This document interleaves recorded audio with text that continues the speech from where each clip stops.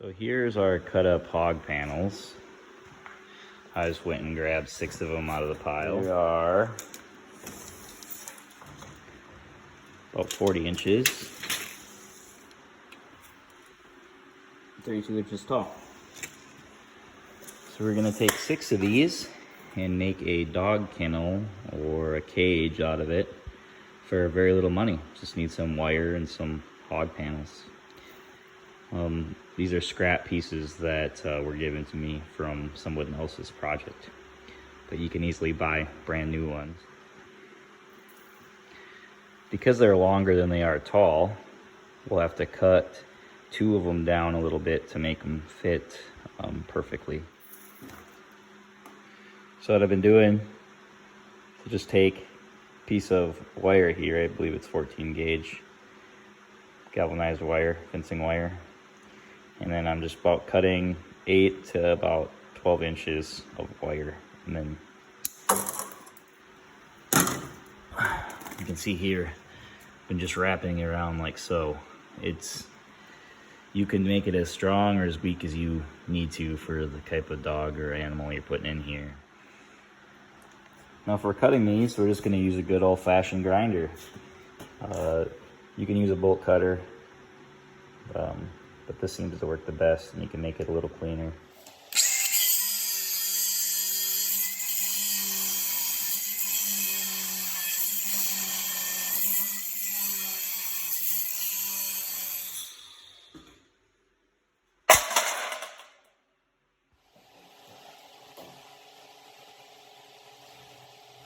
When you're wrapping these, you just want to make them as tight as possible. Make it look a little nice too. Try to wrap them evenly. Save a little bit of time, you could go and just pre-cut a bunch of these, but I wasn't really sure how long I would want them to begin with.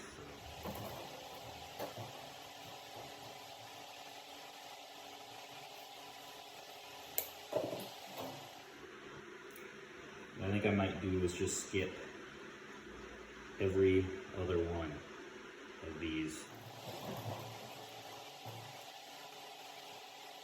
You also want to make sure that when you're doing this, it doesn't really matter which way. I put the horizontal parts going on the inside. They're all welded on the same side of the wire on the vertical one. So just make sure when you put them together that they're all the same way. You can see how your horizontal wires are on the inside of the cage. Same with this side and with this side.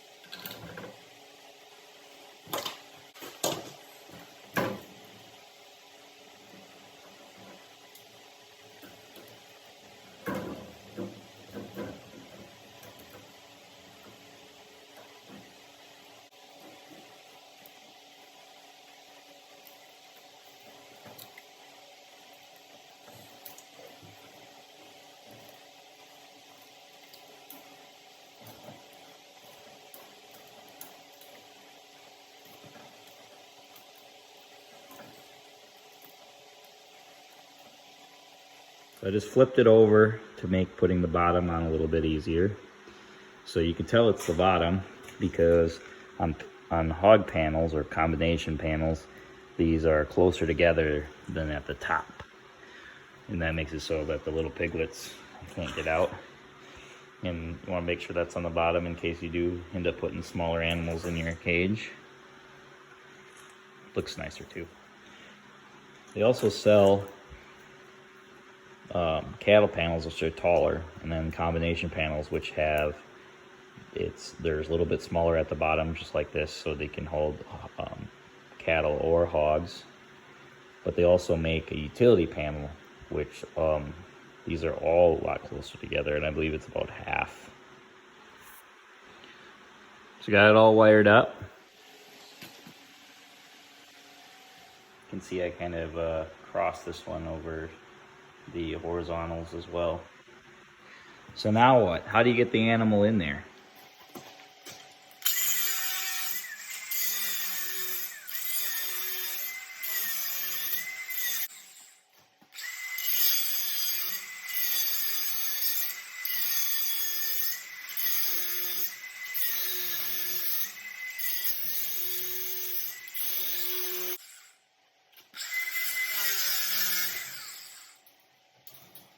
Now this piece is actually just scrap from this.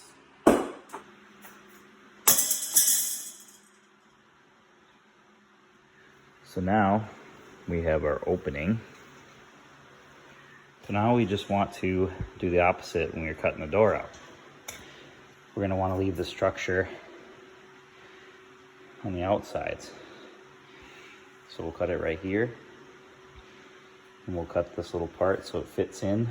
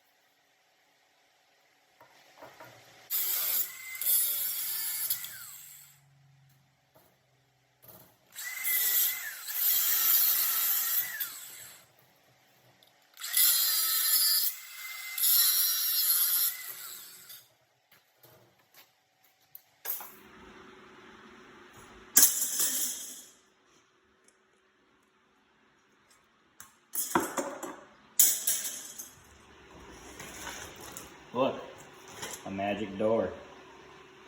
So then now you can decide which way you want it to hinge. You have it fold down, you have it fold up. You can design it so it slides up and down, however you want to do it.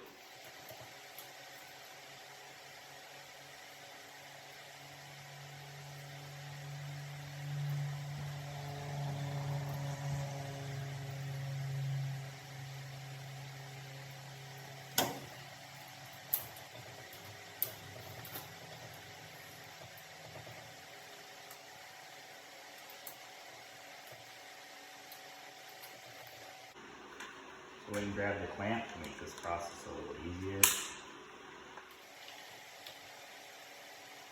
So now you're thinking, how do we keep this shut? Well, quick, simple answer could be you could wire it quickly. Just have a spare piece of wire with you. Or you could pick up a couple of little carabiners. These just happen to be ones that I had in my shop. Put one at the bottom and one at the top. So I went ahead and welded a little latch system here for the door. I just took pieces of the fencing and bent them into little U shapes, little U nail shapes. I'll have to cut the little tails off, but I tacked them on there good. And kind of the engineering behind this latch.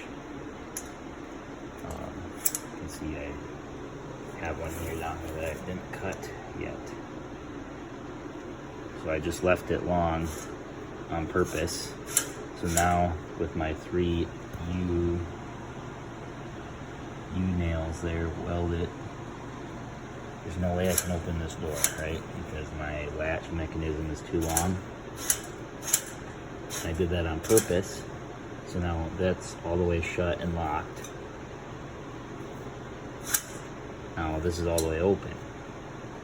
Well, now I should be able to cut it on this side of this U-bolt, allowing me to open this door. With knowing that it will fit, it will latch, and it won't fall out. And I have a mark right here where the shortest it possibly could be, and then when I close it, it's way over here. So that's perfect.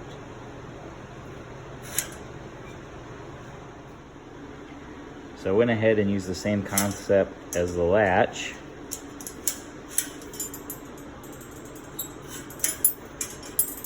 for the hinges. So I just went ahead and welded 3 U-nails, extra from the fencing, onto there to work as a hinge. I'll have to cut those tails off.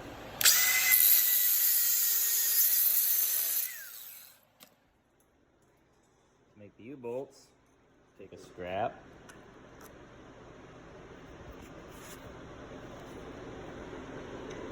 put it in the vise, go ahead and bend it into a U shape, just like that. But then you can go ahead and put it on here. Once you get it bent into place, you can go ahead and tack weld it in. I also just tack welded the corners.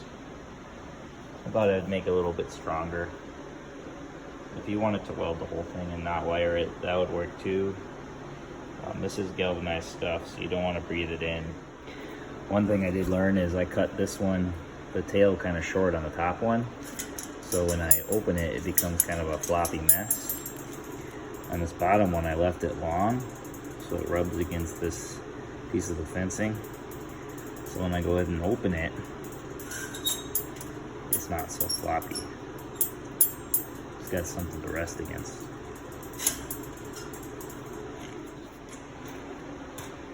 And there it is with the tails cut off for the hinges and for the latches. So final measurement, 40 inches long, about 33 inches wide, and about 32 and a half tall. The opening is 16 inches wide and 26 inches tall.